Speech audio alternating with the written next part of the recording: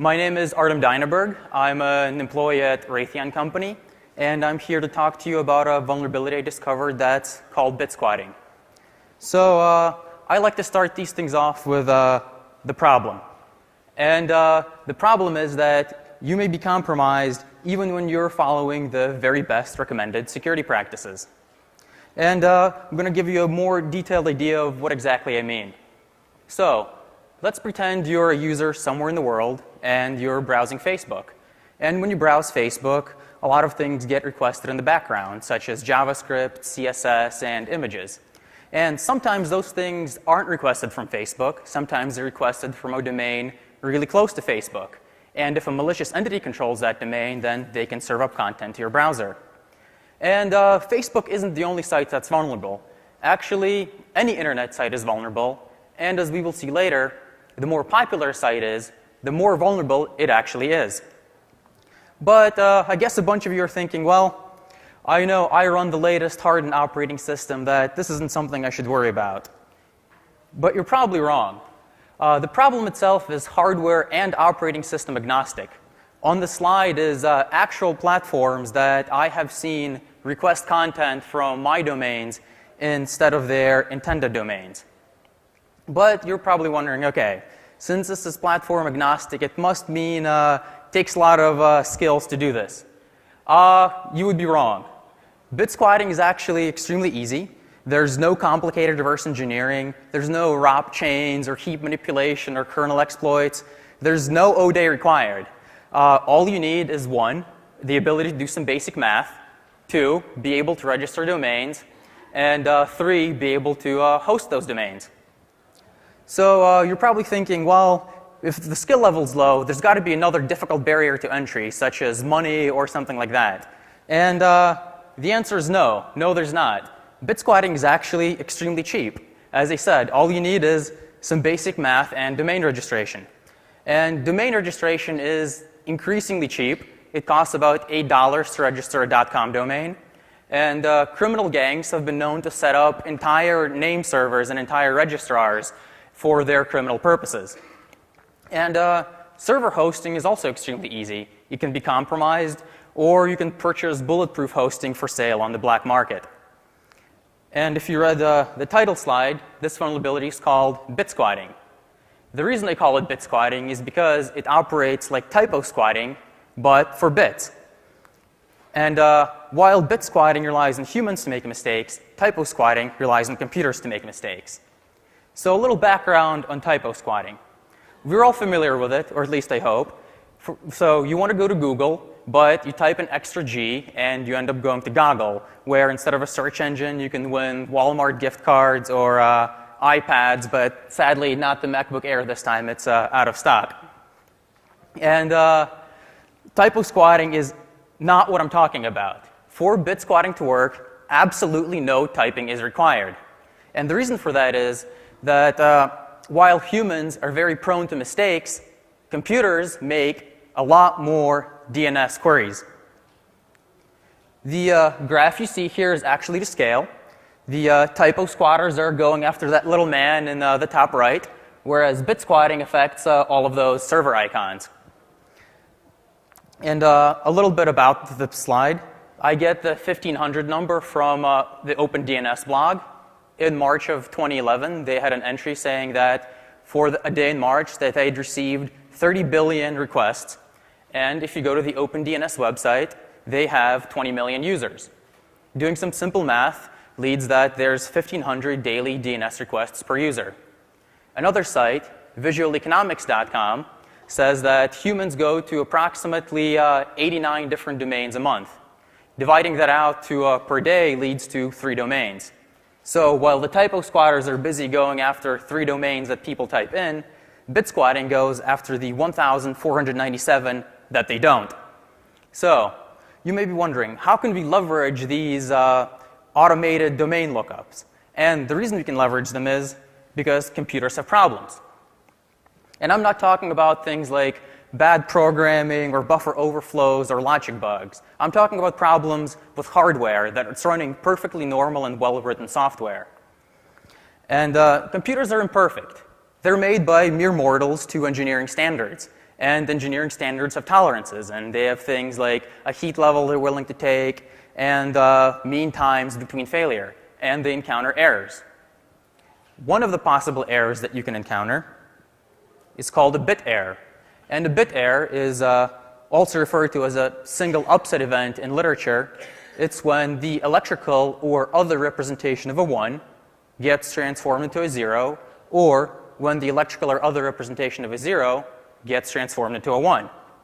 And it's important to realize that these bit errors occur in a context. They don't happen in a vacuum. When a bit changes from a 1 to a 0, that bit is a part of some informational structure in your memory. And this could be something like a linked list, it could be a hash, it could be login names, it could be credentials, it could be cached HTML somewhere in your web server, and it could be in a domain name that you're about to look up. And remember those 1,500 daily DNS queries? Sometimes those queries are going to be wrong because a bit error occurred in the content you clicked on or somewhere along the DNS path of what you were looking up. And bit errors are actually an ancient problem. They go back to the very beginning of computing. I don't know if you guys in the back can tell what's going on here, but this man is replacing a vacuum tube. And he's working on the ENIAC. The ENIAC was built before modern integrated circuit technology, or even transistors for that matter, and it used vacuum tubes for processing and storing information. And these tubes failed, and they failed a lot. J. Presper Eckert is one of the co-inventors of the ENIAC, and they had a tube failure about every 2 days. Whenever a vacuum tube would fail, the machine would either give incorrect results or it wouldn't work at all. And actually, an interesting tidbit, the longest operating time of the ENIAC without errors was actually 5 days, which is pretty long if you think of it as something that was never been made. But you know what? We no longer use vacuum tubes in our electronics, and we haven't for a bit. We switched to transistors and then to integrated circuits. And those have really high reliability, and nothing wrong would ever go with them. Right, guys? Well, not quite. This is a RAM board from the MITS Altair 8800. The MITS Altair is actually quite a historic computer. It ushered the mini-computer revolution. The first Microsoft product was actually Altair Basic that ran on the MITS Altair. But that's not what we're going to discuss. We're actually going to discuss those purple chips at the very top that you see here. And those purple chips are Intel 2107 DRAM chips. And what's interesting about them that in 1978, 2 engineers at Intel, May and Woods, discovered that there were catastrophic failures in the Intel 2107 DRAM. And they traced these failures back to the supply chain, and they found that what was causing these DRAMs to fail is that Intel had made a new semiconductor plant that was downstream from an old uranium mine. And this radioactive contamination would actually affect the chips during manufacture. So you would be using these chips, and an alpha particle would be emitted from the radioactive contaminant, and it would flip bits in the memory, and your application that was running on it, that was perfectly written, would catastrophically fail. But they published lots of papers on this, and this became a very well-known in the semiconductor industry, and we put in new processes that would make sure that this would never happen again. Right, guys? Not quite. So this is the Sun UltraSpark 2 CPU. The one in the slide is from 1997, but the problem I'm going to talk about occurred in 2001. And that year, a lot of Sun servers started really failing. And these were really expensive servers. And people would reboot them. They would run the self-tests on these servers, and everything would be fine. And then after a certain amount of time, they would catastrophically fail again. And Sun got a lot of support calls. And eventually, some Sun engineers traced this problem all the way back to radioactive contamination in the L1 and L2 cache of the Sun UltraSpark 2. And to make matters worse, the L1 and the L2 cache didn't have any error checking on them, so these errors would go unnoticed by the processor until your mission-critical application would die. But clearly, these have to be isolated events. And you know, the semiconductor industry is pretty good, and they won't make mistakes. Like, there wouldn't be any need to include, let's say, a hardware testing or a memory testing program with every OS installation. But there is. This is a screenshot of a default Ubuntu installation. And all Ubuntu installations come with memtest 86. And the reason they come with memtest 86 is because sometimes your memory will fail. And I don't know, I'm not sure how many operating system vendors out there do some hardware memory testing, but I think it's always an optional step, but it's something you really should do. You never know if you're about to install on bad hardware. I imagine this happens more often than you would think. And since researchers have known about bit errors for quite a long time, there have also been several security implications of bit errors. And I'm not just talking about random data corruption. There's a lot of other things that can happen due to bit errors that don't include just corrupting critical data and crashing your mission-critical applications. There's been a lot of previous work ranging from the academic to practical and industry, and it varies the gamut from breaking out of sandboxes to extracting encryption keys out of small devices. First previous work we're going to look at is JVM sandbox escape. In 2003, Sudhakar and Apple of Princeton University published an extremely interesting paper in IEEE S&P. And they actually found a way to break out of the JVM sandbox using random bit errors. And the way this attack works is you use the JVM to fill up memory with 2 Java objects and references to those objects. And then you wait for a bit error to change one of those references to point to a different object. And it turns out that once you have 2 differently typed references to the same object, you can actually create a write-what-where primitive. And once you're writing arbitrary executable code into memory, it's pretty much game over. And to demonstrate this, since the researchers couldn't wait around for a bit error to happen, what they did was they attached a heat lamp to their CPU, and they would heat the RAM past the temperature of failure to induce bit errors. And they were actually able to experimentally demonstrate that their technique works using the apparatus you see in the slide. Another security implication of bit errors is smart card piracy. There's actually quite a war going on between set-top box manufacturers, cable TV operators, and smart card pirates. And it's well documented in the book Security Engineering by Ross Anderson. If you haven't read it, I would really recommend it. It's an awesome book, not just for this, but for a lot of other stuff. And one of the things that smart card pirates do is they want to extract encryption keys out of the smart card. And the smart card plugs into your cable TV box, and it'll decrypt encrypted channels broadcast over satellite. And one of the ways they use this, they try to get this encryption key is bit errors. So what they do is they attach to the bus of the smart card, and then they will actually electrically probe the smart card CPU to try and cause it to change its instruction pointer in the middle of a jump instruction to an instruction that they map their own code to. And once code is fetched from that memory address, they will actually feed the smart card code to dump contents from ROM memory. Now, there's more causes of bit errors than just smart card pirates and heat lamps. I'm going to quickly discuss 4 of them, but they're certainly not completely inclusive. So, number 1 cause of bit errors, heat. As we saw with the heat lamp, heat causes bit errors. And the reason that heat causes bit errors is because materials like semiconductor materials and other materials have physical properties that are dependent on temperature. Physical properties like conductivity, resistivity, and capacitance. And when you heat up these materials past their operating temperature, then potentially the electrical information they store is going to change. And it'll change from a 0 to a 1, 1 to a 0, or maybe something else. And this isn't generally a problem for desktop hardware, since usually you have pretty adequate cooling and heating in wherever these are used. But for mobile devices, this can be a big issue. I don't know if any of you have ever seen this screen. Maybe you have. If your iPhone gets too hot, that's what happens. But did you ever wonder what happens potentially before the screen goes up? Or what happens on devices that don't have a temperature sensor? Or what temperature does this thing kick in anyway?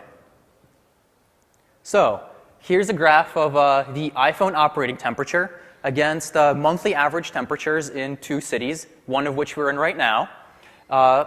We're actually at the top of that blue curve there since we're in August. I'm sure some of you who have been outside know this. And as you can see, it's considerably above the iPhone operating temperature of 95 degrees. Also, if you happen to be in Montreal in the winter and you use your iPhone, you should know that you're using it a lot below the operating temperature of 32 degrees.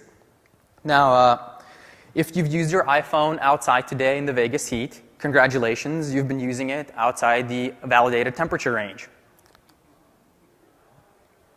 So, next cause of bit errors, electrical problems. This slide is actually very apt. The caption for this image where I found it was that this is actually the backup power for a group of computers at a school in rural India. We are accustomed to our computers having always-on AC power that's extremely reliable in a modern power grid. This isn't true for large parts of the world. If you have really fluctuating power inputs into your electronic devices, they may fail, and one of the failure cases may be bit errors. And sometimes, whenever you feed in electricity to your devices, even if the power is bad, or even if the power is good, the device itself may be broken. This is a pirate capacitor. There's actually entire forums on the internet dedicated to just finding bad capacitors in motherboards and reporting them. And capacitors aren't the only thing that can be pirated. You can actually pirate a variety of electronic components, and some unscrupulous hardware manufacturers may tend to include these in the computers they build. So I guess next time whenever you're putting something out for the lowest bidder, you may get exactly what you paid for, which is not what you expected. Another problem is that even as we saw in very well-manufactured and non-pirated and completely above-board operations, sometimes contamination can creep in. And sometimes the contamination can be radioactive. And whenever these radioactive isotopes emit radiation, it will ionize the components next to it and change the electrical value representation. And speaking of radiation, we're going to move on to the last, but certainly not least, cause of bit errors, which is cosmic rays. And yes, I'm serious. And I want to say I'm talking about specifically I'm talking about the intergalactic cosmic rays, not the solar kind, so this picture is more than appropriate. From all the research I've done, the solar kind can't actually penetrate the upper atmosphere, so from those we are safe. And the interesting thing about cosmic rays is they can affect even the most well-manufactured hardware. So let's say you're running comfortably in a data center with a reliable triple backup power supply, and you're using the most expensive components, and your cooling is working. You could still be vulnerable due to random cosmic rays hitting your hardware. And far from being a theoretical nuisance, certain studies out there have actually concluded that cosmic rays are in fact the most prevalent source of bit errors at ground level. The graph you see here is a direct copy from the IBM Journal of Research and Development, volume 40, number 1, page 13, for those of you who want to look it up. And the context of this is that IBM did a study on DRAM failure rates following the discovery from the guys at Intel. And this study lasted from 1978 to 1994. And what they had found is that cosmic rays tend to affect DRAM quite considerably.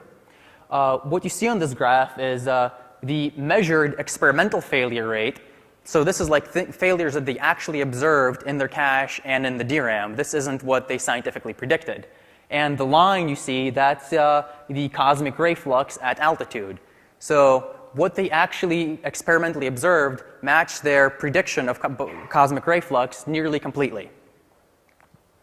And the reason they have cities up there is because cosmic ray flux tends to increase as you go up in altitude. So the higher up you are, the more chance you have of receiving a bit error due to cosmic rays. So what is the actual distribution of these events in the bit errors you see? Well, to tell you the truth, I don't know. For those of you who came in early, you saw a lot of scrolling logs. I was tailing an HTTP log and my server of the requests coming in. And I can't really go halfway around the world and look at somebody's iPhone and tell you what exactly caused the bit error on it. It's entirely possible that the cause of the bit error was something that I didn't even list. So I don't actually know what's going on, but I suspect it's one of the problems that I've listed. What I know for sure is that despite the cause, the bit errors are real, they happen, and they have security implications. To continue our bit error discussion, I want to talk about DRAM. And the reason I want to talk about DRAM is DRAM makes up the RAM in your computers. It's one of the places where information density is by far the highest. The components are difficult to cool, and vendors are often under pressure to source them very cheaply. Additionally, DRAM is the component that the vast majority of previous studies have focused their bit error research on. Now, I'm going to give you guys some good news. And the good news is that there is a solution for all bit errors in DRAM. It's called ECC, or error correcting codes. And ECC will detect all single bit errors. And there's actually versions of ECC that will detect all 1, 2, 3, and 4-bit errors. But ECC only works if you actually use it. There's probably some of you in the audience thinking that you're well off. You manage a giant rack of enterprise-class servers. You bought them from somewhere decent. Then most hardware manufacturers are well aware of bit errors. That's why when you buy a server, you can generally only get ECC main memory in it. But I want to ask you, did you count all of the RAM in your machine? My answer is you probably didn't. For example, this is an enterprise-class SAS drive pulled from a server with complete ECC RAM. The chip highlighted there in yellow is a 128 megabit DRAM. That 128 megabit DRAM does not have ECC. And this drive is actually a few years old. So newer 128 megabits is 16 megabytes. So that drive had 16 megabytes of cache. Today, even consumer-class drives have 32 or even 64 megabyte caches. Enterprise-class servers tend to have anywhere between 5 and 8 of these drives in a RAID configuration. So if you multiply 64 megabytes by 8, you get a lot of non-ECC DRAM running in your mission-critical server. And hard drives isn't the only place where non-ECC DRAM may sneak up on you. There's other places, for example, your RAID controller, or your NIC, or maybe even your keyboard controller. And now that you probably assume that there's some non-ECC DRAM in your machine that is subject to bit errors that aren't going to get caught and aren't going to get corrected, let's look at some DRAM failure rates. So this slide summarizes several studies on DRAM failure rates. There's two main ones. One is by Terrazon Semiconductor, concluded in 2004, and one is by Schroeder from the University of Toronto in association with some people from Google. And first thing to notice is that this slide is actually in a logarithmic scale. It goes from 1 to 100,000. And the lowest error rate here, measured in failures in test. And failures in test here means one error in 1 billion hours of operation. So the lowest error rate is about 50 failures in test, and the highest rate is about 100,000 failures in test. Another thing I'd like to point out is the manufacturer 1 to manufacturer 6. Those results come from the Schroeder study, which actually measured bit errors in Google servers in Google's data centers. So this is actually using real hardware, and it was concluded in 2009, real, relatively recent hardware. And they found a definitely considerable amount of errors. The good news, I guess, from that study is that what they observed is that the vast majority of errors occurred in the same DIMMs. So unlike the previous IBM study, the Google study would imply that the failure is actually due to various manufacturing defects. So once bad RAM is identified, it might be possible to replace it. As I said, this study is in failures in test, which measure a failure in 1 billion hours of operation. And we're really not used to thinking of failures in test. So I've got a nice summary for you of what this means in real terms. PC with 4 gigabytes of DRAM is about what you can buy from Dell. Like if you go on the Dell website right now and you want to buy a laptop, the cheapest one they're going to advertise to you on the front page will have 4 gigabytes of RAM. Assuming the lowest error estimates from the previous slide, that laptop will encounter about 3-bit errors per month. Assuming the highest estimates, it'll encounter 3-bit errors per hour.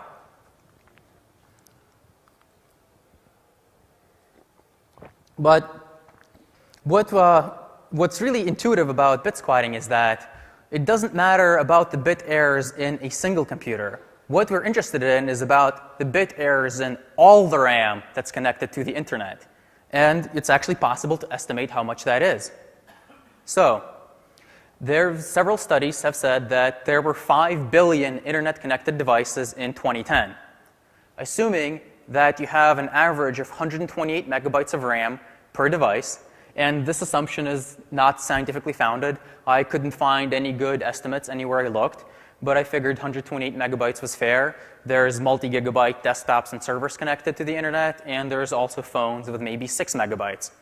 128 seemed like a reasonable compromise. If you multiply out all of that, you will get that there is 600 petabytes of RAM connected to the internet. And that 600 petabytes of RAM is approximately equivalent to 1 days of internet traffic, and that 600 petabytes certainly encounters bit errors. If you use the lower end estimates from the slide you saw a few slides ago, there will be an estimated 600,000 bit errors in all of the world's DRAM that occur per day. But that doesn't really matter that much, because out of the 600,000 bit errors, how many of those bit errors actually occur somewhere that is interesting? Well, to measure that, set up an experiment to find out. The experiment consists of 3 main stages. The first stage is to register domains that are 1 bit away from popular domains, and what exactly that means I'll get into shortly. The second stage of the experiment is to supply DNS resolution for those domains, which is actually non-trivial, and I will walk you through step by step with the process. And the third step is set up an HTTP listener and log all requests and see what you can find out about the people visiting Bitsquats. So, experiment step 1. Register domains 1 bit away from common domains. This contains the domains I actually register, delineated into several categories by the horizontal lines. And these are of certain popular websites, such as Microsoft and Amazon, and more importantly, of content delivery and advertising networks. And the reason I chose content delivery and advertising networks is because nobody ever types them in. Like, you never type in the long URL for CDN or to view an ad in your browser, but they're looked up all the time in the background in your browsing sessions. And also, just for fun, I figured I'd register root servers to see if I could spoof anybody's DNS route. So, step 2 is you have to respond to DNS. And how exactly to do this is best illustrated by a multi-step example. So, let's pretend that somebody's recursive resolver is requesting mic2osoft.com, which I can answer authoritatively for.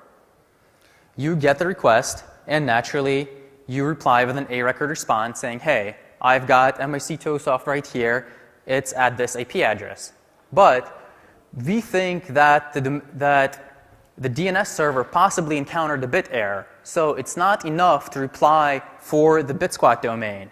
It's also extremely important to send a second reply for the original domain, because when the DNS server that sent the query, if it encountered a bit error, it will not be expecting a response for mic2osoft. It'll be expecting a response from Microsoft. And we return the Microsoft response back to the DNS server. Once again, to walk you through the 3-stage process, you receive an A-record request. And this doesn't actually have to be an A-record. You have to answer all records, such as NS, for example.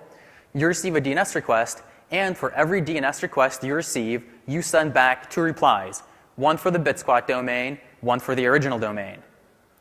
And experiment step 3 is once you set up an HTTP listener. I chose Apache because it's extremely simple and has everything I need. You set up an HTTP listener. Eventually, somebody will request some resource from you. And I chose to reply with an HTTP 404 not found. It was really dangerous to reply with any content. I was extremely concerned about what would happen to people who are requesting random resources from me. I assumed that a 404 was the safest bet, so I chose to reply with nothing. So, once again, somebody will eventually contact you. You will have to then log all of the data from that HTTP request. So the domain they requested, the URL they requested, their user agent, and the IP address they're coming from, and then respond to them with a 404.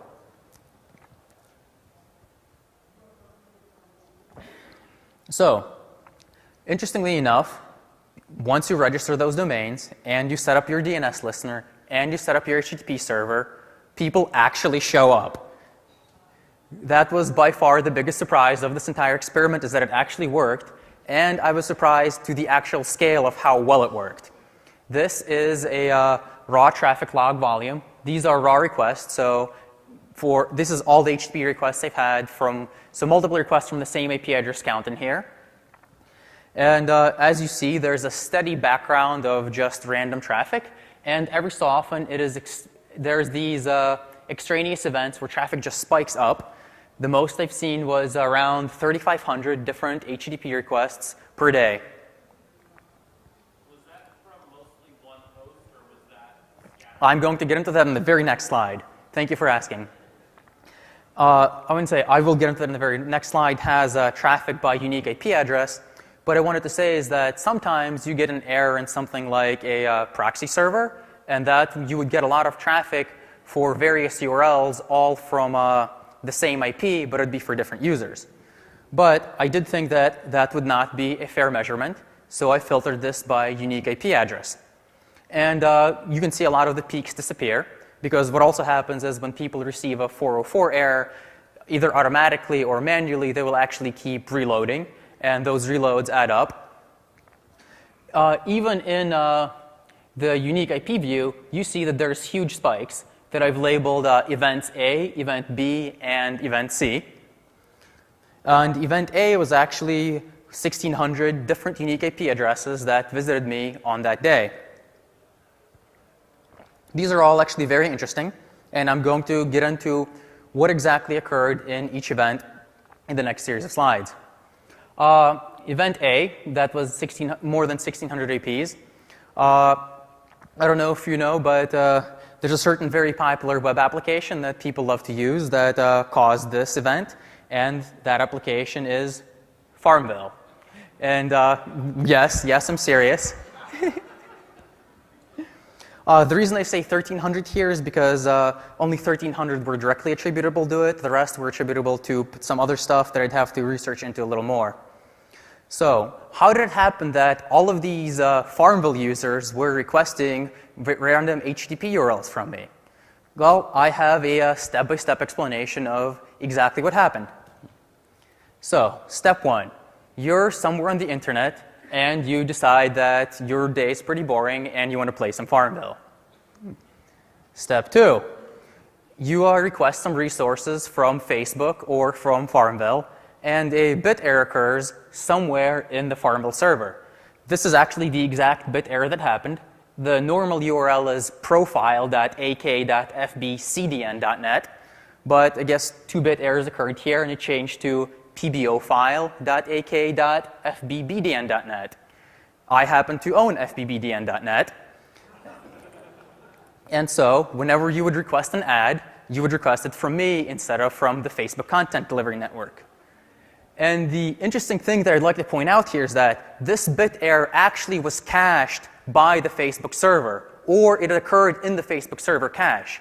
And when 1,300 different people went to request that URL, what happened was that they actually went to me instead of going to the Facebook Content Delivery Network. And of course, at that point, I can send them anything I want. But I chose to send a 404. Yes, I see a hand there. When you sent back the DNS packet, what did you tell me? I would have to double check. Whatever was from the Python script that I found that originally did it.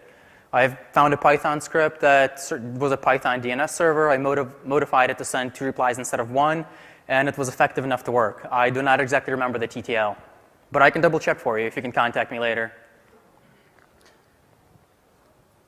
And as the final overview, to see exactly what happened, you're somebody, you go, you play Farmville, a bit error occurs in Facebook or at Farmville, it gets cached, it gets served up to 1,300 different people, and they all request an ad from you, and then you serve them up whatever you want, in this case 404s. So let's go on to the next event, event B. You saw that there was another big spike there. Anybody care to guess what event B was? It was actually also Farmville.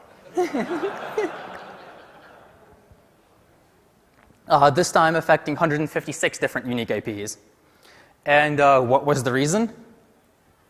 It was actually also pretty much the exact same thing, only a different bit error.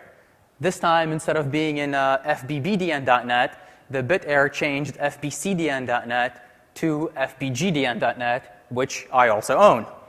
And so people out there would go play Farmville. They would request an ad from Facebook, and a bit error would occur. It would either occur in the cache, or the error would get cached, and then it would get served up to people until that object cache was refreshed. So if you're developing some sort of caching system that uses memory cache, you should really make sure what you put in is what you get out. I'm going to move on to the next event, event C, and I promise this one's not Farmville. Event C is actually a lot more interesting than either event A or event B. Well, maybe, depending how you look at it. And event C is actually DNS poisoning caused by random bit errors. So when I started looking at my HTTP logs, I noticed that for event C, all of the source IPs were from the same /24. So that's a little odd. I haven't really encountered this before. So I began to look more, and I noticed that they were also for the same domain. And eventually I realized that what had to have happened is that the recursive server for that /24 was DNS poisoned, and it was DNS poisoned to redirect people from the ad network to my domain. And I have a step-by-step view of exactly what happened. So let's say you're some user in that /24, and you want to resolve s0.2mdn.net, which is actually an extremely popular advertising network. You may have never typed it in, but if you look, your browser will request it a lot. You request s0.2mdn.net. It goes to your local recursive server. The entry has expired in your local recursive, and your local recursive will encounter a bit error. And it'll instead want to query something like s0.2-dn.net, which I happen to own. And of course, as we saw, for every DNS query you get, it's extremely important to send 2 replies. And you send one of the replies for s0.2mdn.net. And that reply is received by the recursive resolver. And then it's forwarded on to the original requester. And the original requester will then contact me for an ad.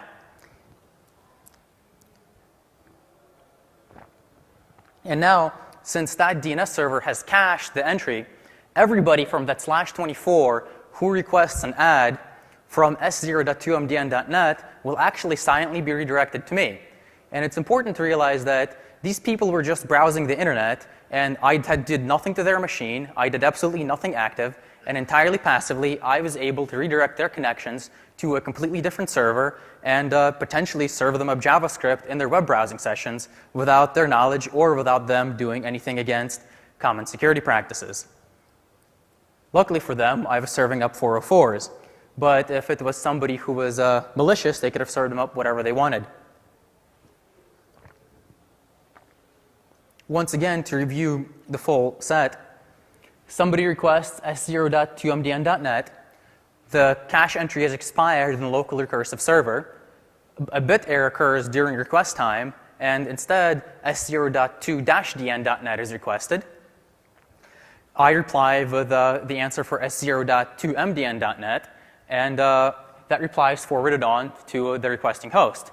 From then on, until the cache entry expires, that entire /24, when asking for s0.2mdn.net, gets redirected somewhere else. Now that we've explained away the 3 different outliers, Let's look at the traffic let's look at a view of the traffic by unique IP address without the outliers present. So I want to point out those gaps is where the outliers were. They are now removed. And that blue line is the average amount of unique IPs per day, not counting the outlying events. And that's about 59. So the first takeaway from this is that not all bit errors are created equal. Some bit errors are, in effect, a lot more valuable than others. They would occur somewhere such as a ad content server or a DNS server and redirect a large number of users. Some occur in your host machine and perhaps will only ever affect one user. But I think that 59 different unique IP addresses per day using only about 32 domains is still a pretty interesting accomplishment. This could be easily scaled up by anybody with even modest resources to include a lot more users. Next thing I wanted to graph was the traffic volume by hour.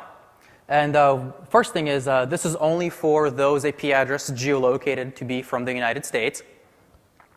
The reason I did that was because I didn't want to do time zone mapping from around the world to something coherent. So I chose United States, and I normalized everything to Eastern time. The original reason I did this mapping was because I had suspected that during warmer parts of the day, there would be more bit errors since there'd be more heat to affect outdoor electronics. But it actually turns out that it's really difficult to separate bit errors potentially induced from heat because it turns out that most people just use their computers in the daytime. So what's interesting is that this graph actually nearly exactly matches the normal internet traffic graph for North America. And the interesting thing behind that is that it means that it is likely a random process that is redirecting a random amount of users to my domains instead of it being some specific vulnerability that's out there. And as you can see, about 8 a.m., everything starts to rise. And about 2 p.m., there's a steady level. And then once again, it drops off as North American internet use dies around midnight. And this is cyclical. So I also got the user agent headers for all of these people requesting my Bitsquat domains. And I figured, hey, it'd be interesting to see what operating system these guys are running. And these are the operating system statistics of people requesting Bitsquat domains to people requesting Wikipedia. And this is the visitors of Wikipedia for March of 2011. So let's start with the commonalities. First is, of course, there's a huge chunk of Windows machines, which is absolutely to be expected because, well, there's a lot of Windows users in the world. Then we see there's about 3% of the iPhone users. iPhone is a very popular phone. It's used a lot outdoors, not completely unprecedented that there would be a lot of bit errors. And there's about 1% Linux users and about 1% Android users. The differences, though, is what's particularly striking. What I still can't explain is why there's so many fewer Mac visitors for Bitsquats. I'm not actually sure what that is. I don't have a reasonable explanation. I have suspicions that maybe it's either better build quality or the aluminum casing is shielding you from cosmic rays. Don't really know. But for an unexplained reason, there's a lot fewer Macs.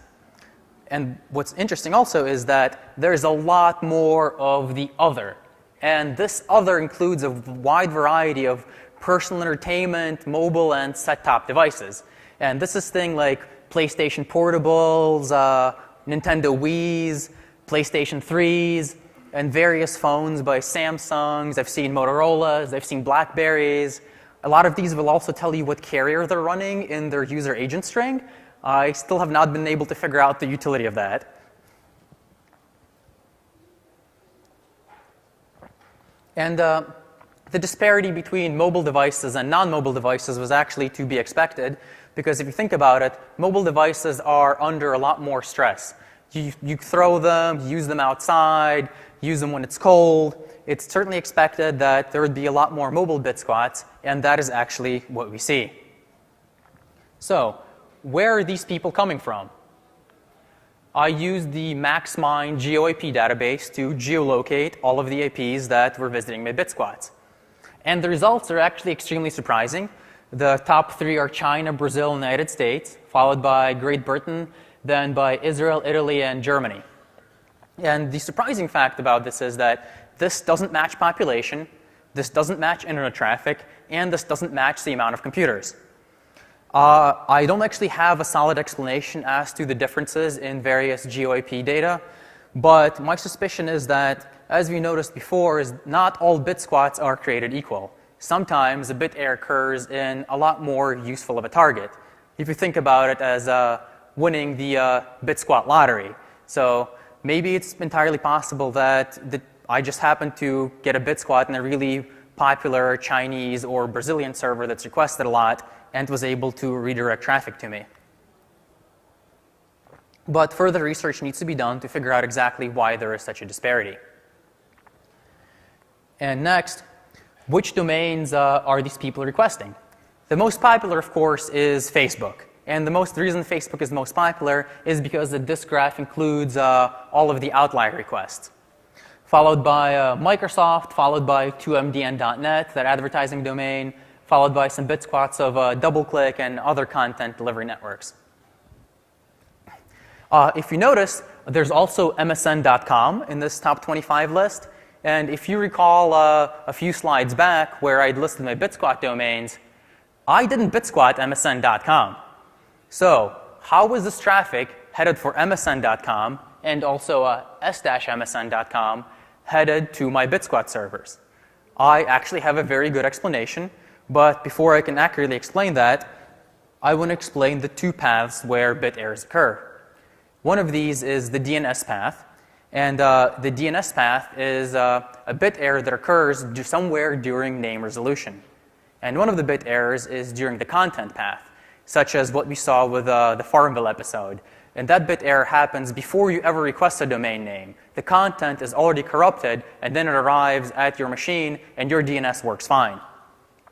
And I can actually tell apart which path the Bitsquat took from my HTTP logs. First, we'll examine exactly how this works via the DNS path.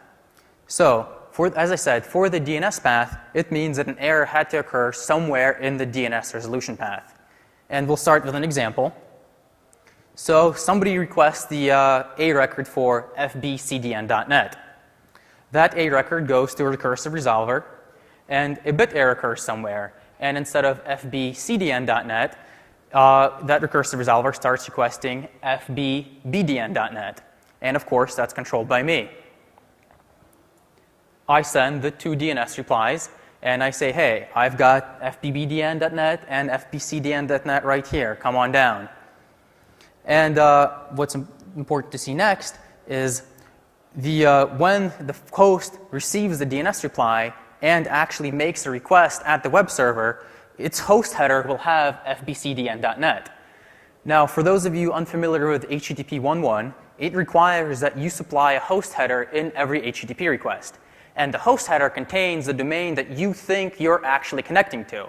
So, if a bit error occurred somewhere in the DNS path, then the host header will be the non-Bitsquatter domain. It'll be the original domain. And since they came to me, I know that obviously a bit error occurred in the DNS path, or it would have came to where it was intended to go. And of course, afterwards, you can send them whatever you want after you log the request. As the overview, you get a recursive server receives an A record request. A bit error occurs, and it goes to me. I reply with the request for the original name. That gets forwarded onto the original requesting host. An HTTP connection is made, and in the host header, it says fbcdn.net instead of fbbdn.net, and I know that that bit error occurred because of DNS. And on to bit errors in the content path. And this is the bit errors that happen before DNS ever has a chance to work. So, step 1. Let's say you go to browse Facebook. Then a bit error occurs somewhere in the Facebook server or at some advertising network. And let's say that maybe this bit error occurred in an image, or it occurred in the src element of a JavaScript. And you get served that content, and when you fetch the content, you're actually going to fetch it from my server.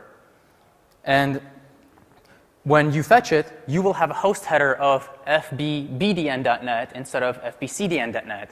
So I will know that that bit error occurred before DNS even had a chance to work. The bit error was in the content. So whenever you requested something and the host header is fbbdn.net, I know that your DNS is probably fine, but a bit error occurred somewhere else. And of course, after you log the request, you can forward it on. Once again, the full overview. You browse Facebook. Problem occurs somewhere in the content provider. You get a bad content served to your browser, or maybe not even bad content. Maybe the bit error happens somewhere in your memory.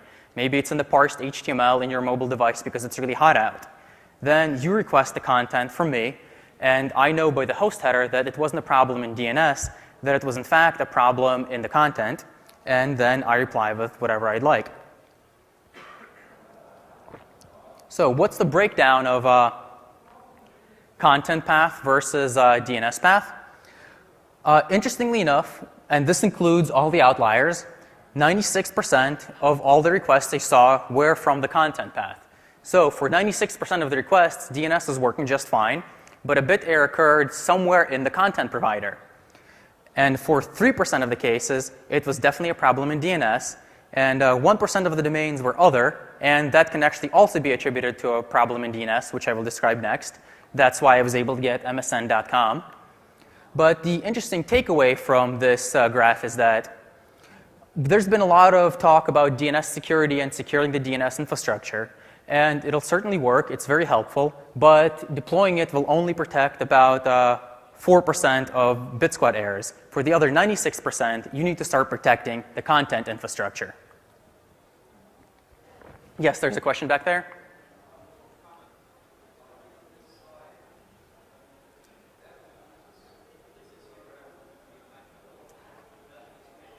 I'm sorry, I can't really hear you. Could you please come up?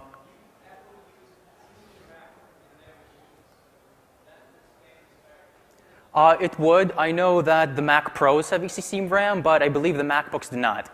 So yes, potentially. Getting back to this, the 1% of the domains are other.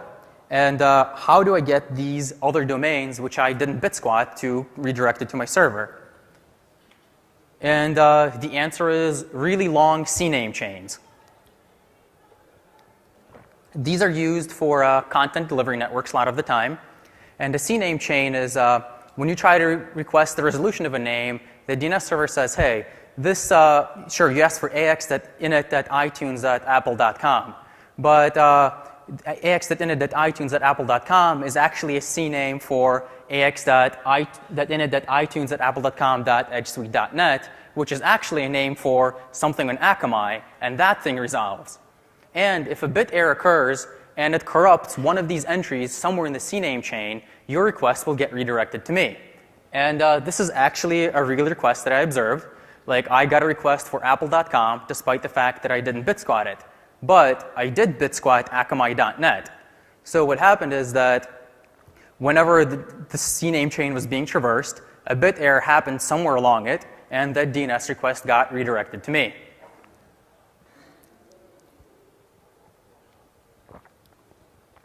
So CNAME chains are probably not a good idea, and if you can do without them, you probably should. And speaking of these other domains, it's time for some real live examples of traffic. I apologize that these are small and some of you may not be able to see them, but I really couldn't think of a better way to get these across. This is a random sampling of other domains, and this is actual HTTP log entries that I saw on my server. This isn't a complete list of other domains. This is just all I could fit on a single slide. I didn't want to give you too much of this. So the very top one is, of course, the ax.init.itunes.apple.com. I believe that was actually somebody trying to activate their iPhone. Maybe somebody with more details can confirm or deny this, but I can only assume they were not successful. There's some for various ad networks. And I actually got a surprisingly large amount for MSN because of the various Microsoft Bitsquats that I have. And if you see that a lot of these people are actually not just requesting images, but requesting full HTML pages from what they think is a trusted source. And this is definitely something to be careful about because it's very easy for a phisher to set one of these up and serve you up phishing pages, and you would never know. So, next real example, Facebook. If you notice, a lot of people request JavaScript from my domains while they're browsing in their Facebook sessions. I could easily steal their Facebook credentials or their session cookies. Of course, they instead got 404s, but somebody malicious could definitely use this to their advantage. And if you look at the browsers, it includes pretty much everything, including even one Android user. So just because you're using an obscure platform, it doesn't mean that you're safe from Bitsquatting attacks. Next example set, Windows Update, one of my favorite ones. You can see a few people requesting the Windows Update self-update cab from me. If you could do this, you could potentially supply them binary code.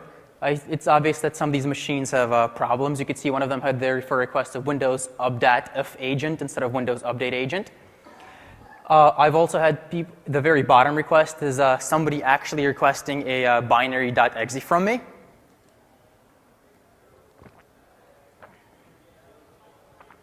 Next example set. People requesting advertisements while they're logged into their webmail. The two up there are from MSN Hotmail, but I don't want to pick an MSN Hotmail. These are just first two I was able to find. There was actually a variety of webmail requests that requested stuff from me. I believe Yahoo was also one of them, if not more. And the third one is from some other provider. Requesting JavaScript from a random website while you're checking your webmail, not a good idea. I'm sure all you guys can definitely realize that. Next example, Windows crash report.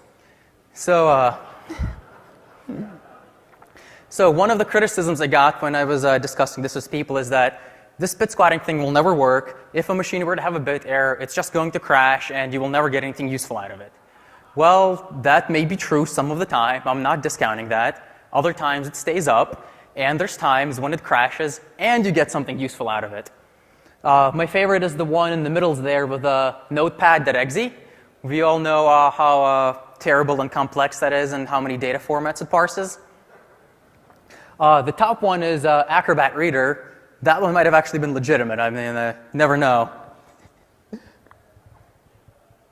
And the interesting thing about error reporting is that I believe it's actually possible to, if you're on the receiving end of the error report, I don't know the protocol in detail, but I know one of the things that can be sent up is the entire memory contents of your machine. So it's entirely possible that somebody malicious could do this, and once they receive requests for error report saying, hey, please give me a full RAM dump, I'd like to debug this problem further.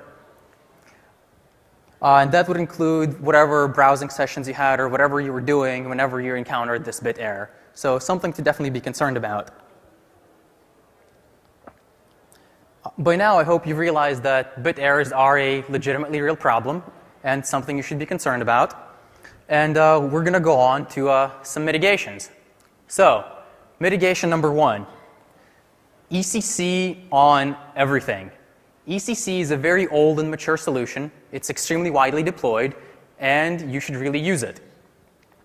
If somebody in here is responsible for the bill of materials for the next cool mobile device or for the next PC, or if you work for a PC manufacturer, please include ECC RAM. Your users will thank you. And if you are making various hard drives or other peripheral devices, please include ECC RAM on those as well. They go in a lot of enterprise stuff, and you don't want bit errors to happen.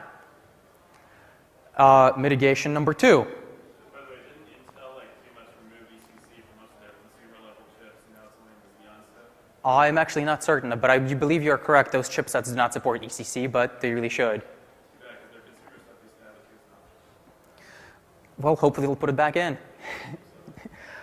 Mitigation number two is pre-register domains. This is actually the easiest thing to do, since the domains that are most affected by bit squats are those extremely widely requested, since these errors happen actually relatively infrequently. If you consider all of the volume for Microsoft.com and the fraction that I see, it's actually very small. So you only have to worry about this is if your domain is extremely popular.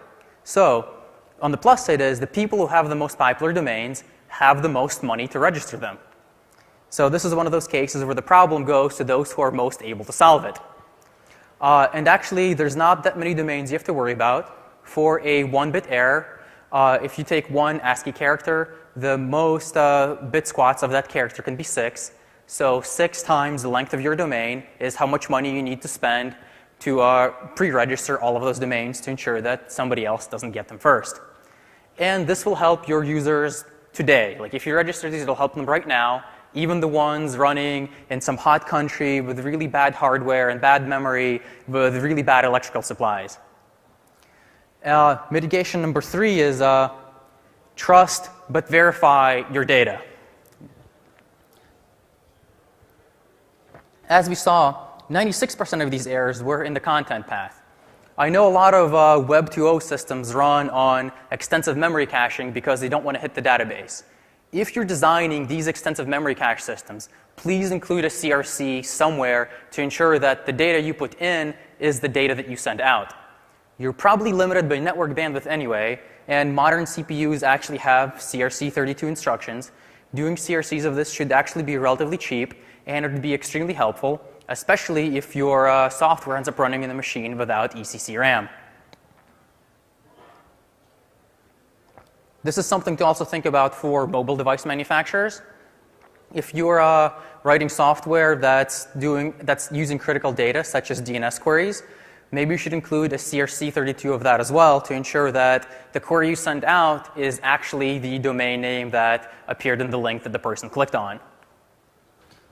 There's also avenues for future research. Currently, it's only possible to bit squat second-level domains. But it seems ICANN has approved a historic change to the domain name system to where now you can register generic top-level domains. It may be entirely possible for somebody to register .con and bit squat all of the traffic to .com. I sincerely hope that people from ICANN take note and that they disallow registering of bit squats for at least the really popular TLDs, or maybe disallowing of registration of bit squats in general. But that's something to do for future research. Another interesting area of future research is Punycode. There's also internationalized domains allowed, and those are represented eventually in unsigned ASCII. So I'm not sure exactly what effects bit errors would have on popular Punycode domains once they arrive, but it's certainly something to investigate. It may be possible to register a domain that's completely doesn't look anything like the Punycode domain, or in a different language, but be 1 bit away from something that's popular. So, to conclude, I would like to give a special thanks to Robert Edmonds, without whose work at ISC and this research would have never been possible. To Paul Royal for his invaluable help in helping me write my paper and his reviews. To Aaron Lemasters for his excellent adversarial discussions and ensuring that my presentation is polished. To the entire Raytheon Roslyn office who put up with me burgling their time to review my slides.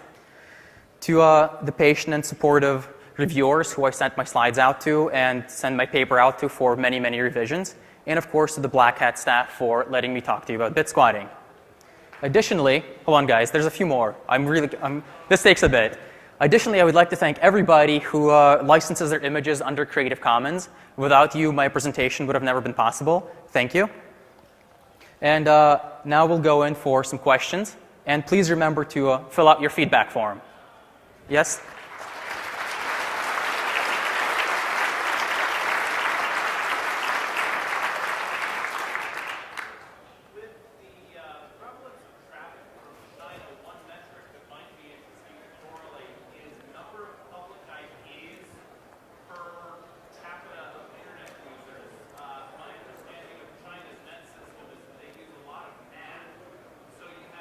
Many layers of indirection to systems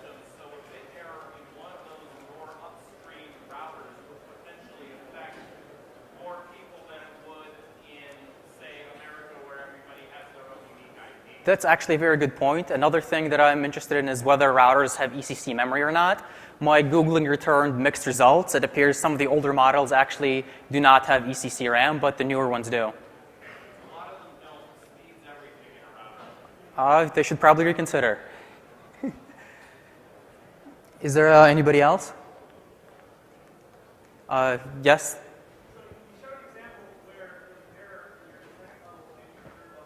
Yep. I wildcarded. For anything, any third level names, I automatically responded with the same IP.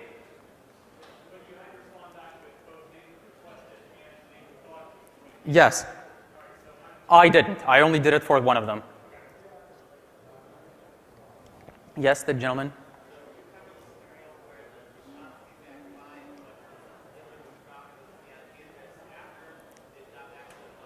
I'm sorry, could you repeat that? I can't quite hear you.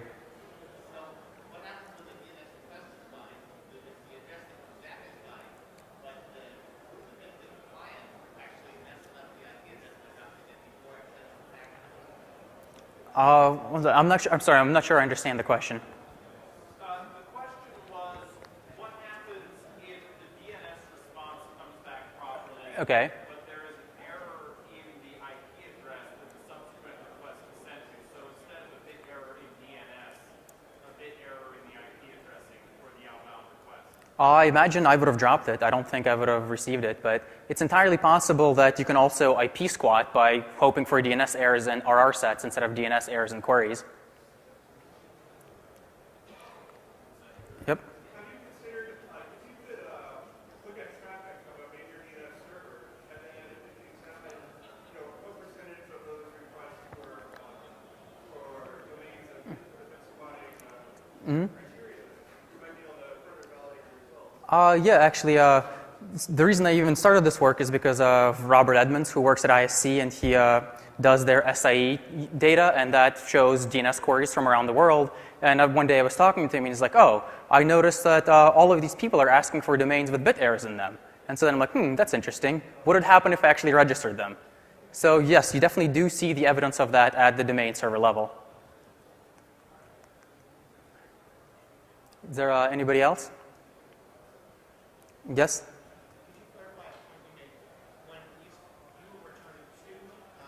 Yep. Because you suspect that a bit error happened somewhere in the guy that sent you the query. So if you receive a DNS error for a bit error domain, that what the response are expecting back is probably for the normal domain. And so you want to make sure that your response matches what they thought you were going to tell them. Otherwise, they would drop the response.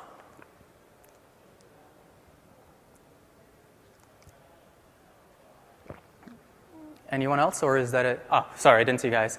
Have you found any evidence when you were registering domains or looking around that anybody else is already doing it? All of the ones from Google were taken. I don't know if all of them are by Google. Were some of those obviously based on bit errors or not based on? I don't know, because a lot of the Google ones are also really close to typos, and everybody wants to go after Google. Any estimate on the errors that you're finding based on bit errors on your server? What's that?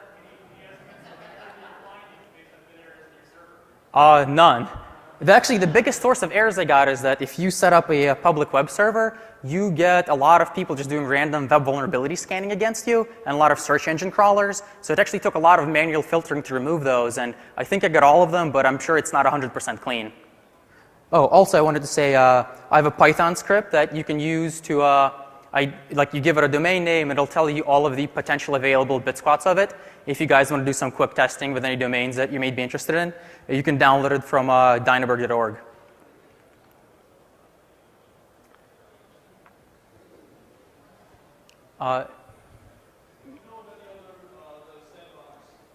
Yep.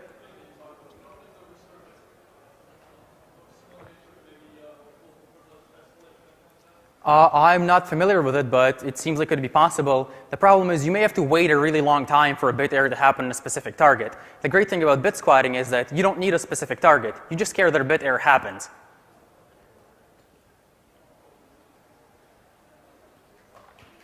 All right. Thank you very much.